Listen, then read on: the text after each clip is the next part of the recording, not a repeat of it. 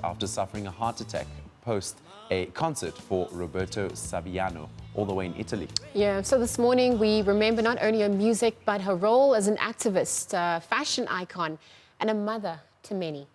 For the catch-up segment today, we are in conversation with her granddaughter Zenzi Makeba Lee and Lindelani Makeba Lee. Good morning. Thank you for joining us. Zenzi and Lindelani, thank you so much for joining us. Really appreciate it. Thank you very much. You know, you can't deny the impact of someone's presence. When you see the crew members, I wish actually we could show everyone how the crew itself was, were jamming. It brings back so many memories and I guess the impact that she had on South Africans abroad. Today it's a somber day, but it's also a day that we look back and we also celebrate the life and times of Mum Miriam Makeba. How are you feeling today? I'm feeling honored to be on your show, first and foremost. And I'd like to say thank you to your crew that's right here, everybody that's surrounding here, the young lady that's right there that directed me here, the makeup artist, everybody that I met when I walked through the door this morning, the people, the security guards downstairs. I'm saying thank you to South Africa for Mama Makeba. It's been 11 years, it has, and she was definitely Mama Africa. She didn't call herself that. She was for the people. Yeah. And we're here to represent the people through Mama Makeba. And we thank you for taking the time to give us this opportunity to remember her. And it's all about her, and it's about the youth. So the youth is here. Let them speak for Mama Africa. Lindelani, right? How do you remember Mom Miriam? It's different ways all the time. There's times where I remember her softer side, just being a granny and cooking, giving everybody hugs and stuff. And there's moments where I appreciate the side of her that showed a lot of strength, when it came in moments where she had to stand up against the apartheid regime internationally in 1963 at the United Nations. I think about her position as a woman and how strong she was before even the resurgence of such a prominent feminist movement. I think about so many different things, her heart, her emphasis on social awareness and impact. She was such a layered woman. And her name Zenzile. There's a play on that because obviously her name was Zenzi. So when you look at the close correlations, is there some pressure on you to perhaps uphold the name in a certain way? Is it just by being yourself and loving her and what she came to mean for the rest of the world? I think there's pressure on all of us. I think that whether you come from a grandparent or a parent that is a famous or not famous person, I think that when you're loved by your parents, and no matter where they come from or what position that they hold in this world, love is a powerful thing. And I think when you come from love, definitely there is that desire within oneself to say, hey, I need to step up and I need to make sure that I don't do it for validation, but I do it because they're younger ones, they're the unborn ones, and we have a responsibility. I think in my life now I'm in a transmission mode. I have a big responsibility to accept and understand that, and I have a big responsibility to the youth. I think that the youth, 70% of unemployment, not only in South Africa, in the world, the youth is having it real hard. I don't want to make Mama's Day a sad day, but I think her name alone, not only for South Africa, but for the continent of Africa, for the African diaspora, for the world over, it needs to be used to empower the youth. And I think today, after 11 years, that's what I think her spirit would wish for. No matter what is going on, what is happening, she's a person that didn't call herself Mama Africa, and she's for all of us in the world. And I don't want to talk too much.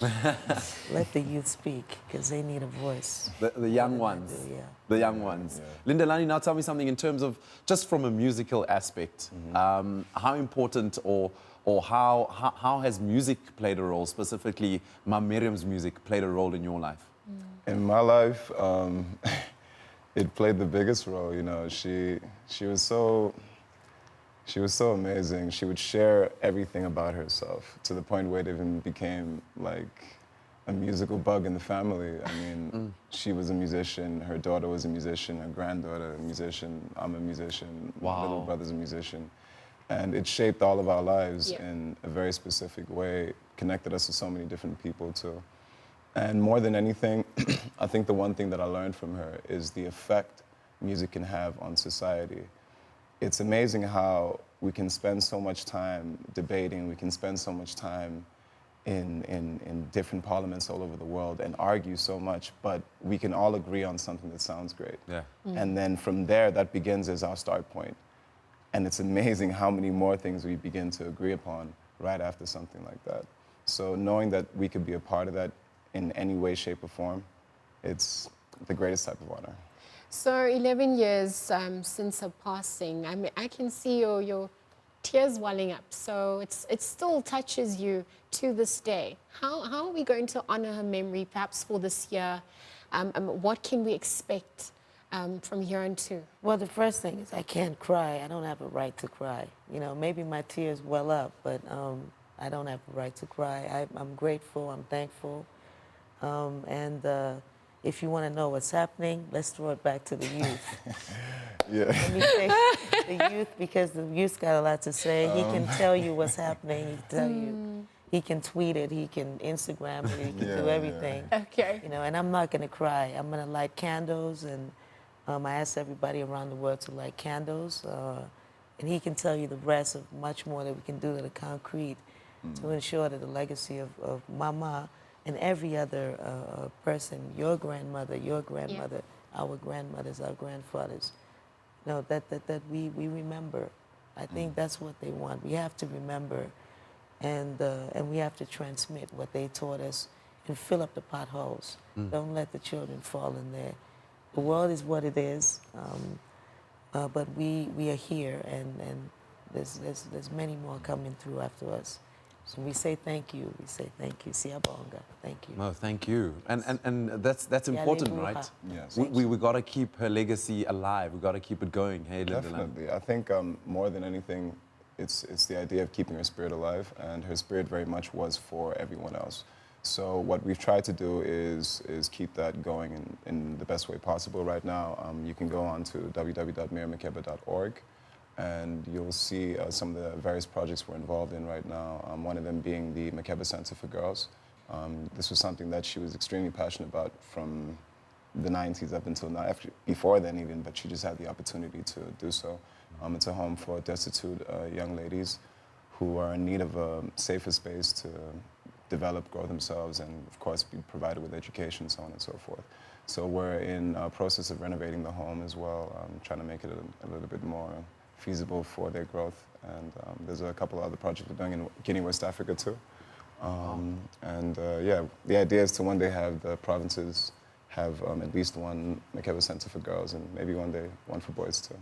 There we go. And I love how there's that African connection. It's not just Yeah. a South African Yeah, thing. there's Guinea, Conakry, Guinea, where Mama Makeba is buried, and there's Dalaba that's there. Yes, there's her right daughter here. actually, yeah. My mom, Yeah, his Bongi grandmother, is Makeba buried, is her buried only in, child, yeah. Sibongile Angela Makeba, who wrote Aluta Continua with Bill Salter, by the way. Wow. Those are the composers of Aluta Continua. I don't want to go there, but that's just a fact. That's a reality.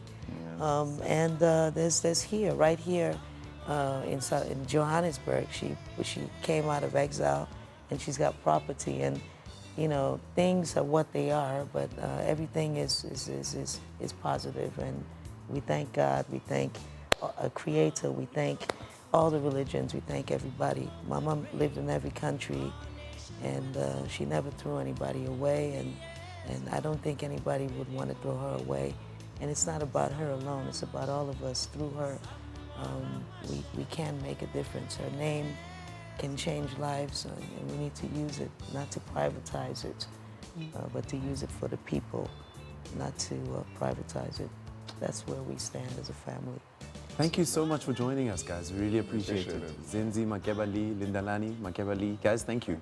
Thank We you very appreciate it. Thank you for your time. And yeah, we'll keep honoring Mama where we can. Yeah. Appreciate Keep us posted on what we can, where we can help as well. Absolutely. Thank you. Mama Miriam Makeba. Sorry, you can Yes. definitely help because it's miriammakeba.org. And we put up our donation button, so definitely you can anyone help. who's interested can, Anybody that's check the interested, you budget can site. either donate for Makeba Center for Girls that really needs a lot of help. This one right here in Midrand, we intend to build 9 like she wished for. MiriamMakeba.org.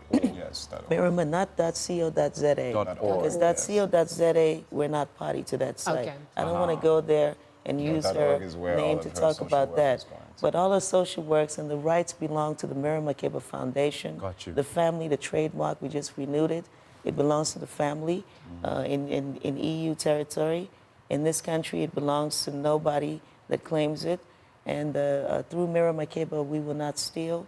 People will not steal. We are not victims, and we're not accomplices. And we ask the world not to trade with a company called Ciandisa and not to pay notice to miriammakeba.co.za because that is there's fraud. obviously charlatans, And even though our names are there, we're not party to that. Okay. But there are options. The options is legal entities like Miriam Makeba Foundation, Makeba Center for Girls Trust, which umbrellas the home for 9 provinces, and Miriam Makeba Enterprises, those who want to use trademarks and make money through the name. But let's use that name with the vision of Mama, not to change that vision and use it for the people, because she didn't call herself Mama Africa for no reason. If you want to give her any blessing today without just lighting that candle, please, please, please follow her vision and use her name not to be privatized, but for the people who she represented. Mama Makeba, please, Mama Makeba. Thank you. Thank you. MiriamMakeba.org. A life well lived. Yes. With And a not spirit .co.za. And even if you see CDs being sold there, given, he's never benefited 1 cent from the death of his grandmother. Have you benefited anything? Has your baby brother? Has our family? Are we crying? We're not asking for benefit. We're saying Mama's name is bigger than us. And if she had a will, and her will, she left everything to us. I could have brought it here, but it's not about that. Legally, that's what it is. And you have to respect the person's last word. And there's no trust, no trademark, no deed assignments, no lawyers, no anything that can stop the vision of a person that's for the people. Yeah, Because and the people, her spirit lives through that. on. Of course, thank you very much thank to you, both everybody. Zenzi And that's our Makeba Lee position. and Lindelani Makeba Lee for joining us this morning and paying tribute to Mama Africa. What a nice throwback. I really enjoyed that. Yeah. Yeah, that was something quite nice.